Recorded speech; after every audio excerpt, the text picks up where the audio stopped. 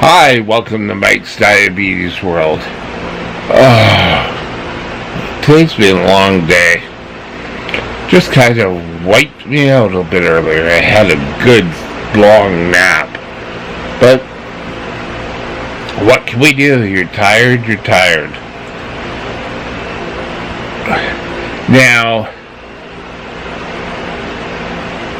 I want to talk to you about something I'm going to do tomorrow. What is it? I'm going out for lunch with my dad. Such a big deal. And I just want you to know that when you go out to eat, you can call ahead and find out how many carbs are in something. I really don't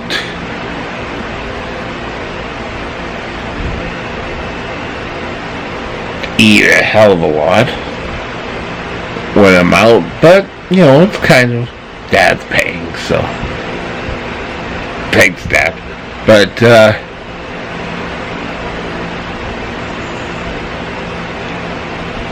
it's actually, I called ahead. I know how much is going to be in the food that I'm going to eat. So, should all go easy, right? Well, you just have to be careful when you're out. If you've been at home and been doing carb counting for years, when you go out, you're going to want something to try. You can pretty well guess, or estimate, not guess, but estimate how many carbs are in such a thing. And you'll probably be very close to it. Now, what happens if you misguess? Well, always edge on the side of being lower. I'll tell you why. Because you don't want to go out, go along your way. If you drive, you don't want to be out on the roads and have an insulin reaction. Sorry, I used an old term. A hypoglycemic event. Sorry, I can't think of what word. Now, for me, I usually have something like a burger with fries and then a dessert. So all in all, that's probably going to be about 90 carbs. And, I will give my body the correct amount of insulin. Now, there was something I heard from someone I knew who was a recovering alcoholic. And this person would say, what did they say? That there was always a trigger that when they went out and, they saw somebody having wine at the next table, that was their trigger. And you know what? Okay, fine. But just because you're going out to a restaurant doesn't mean that every day you go off the deep end. Now,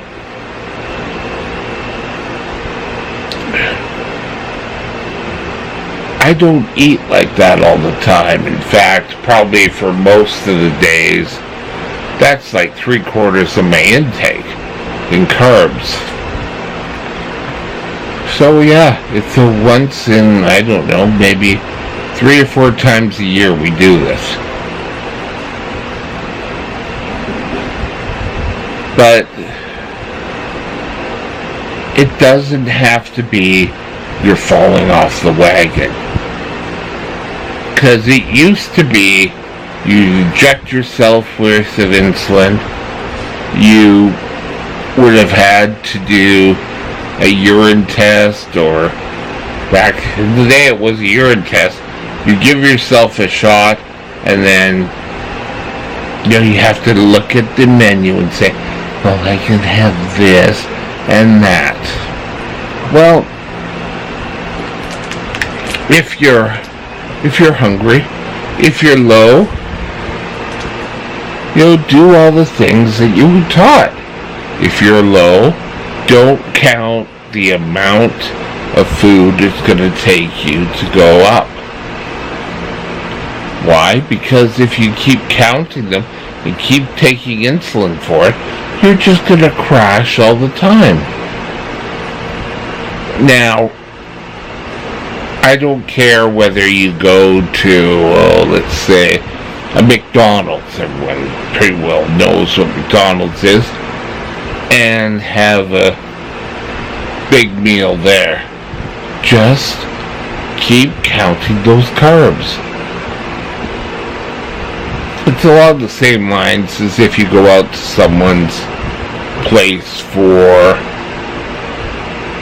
Christmas dinner. You're going to count the carbs and maybe ask how things are made. I keep thinking, when I first learned how to count carbs, it was a lot of by fist, and that kind of came and gone. But if you have a sensible meal, I try to order a salad too, and yes, have something good, and just a burger. And the burger is actually very good. It's one of those big, messy burgers. And when I get home, I'll go through. It takes a while to get there. By the time I get back,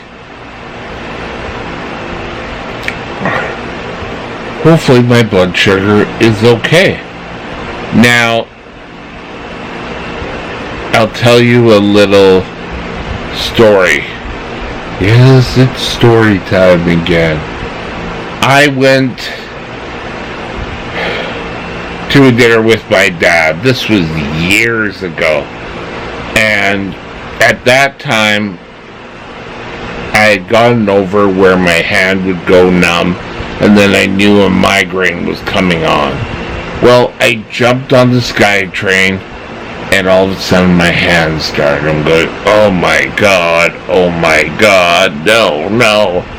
And I made it to the restaurant, and I think I ordered a Coke and a burger, and I wasn't like, it was a traditional migraine where the aura was kind of just, and I think, thinking back, I was in that predicament because I didn't eat breakfast, I probably just shot up a whole bunch of insulin thinking, well, I'll take insulin now and then, And,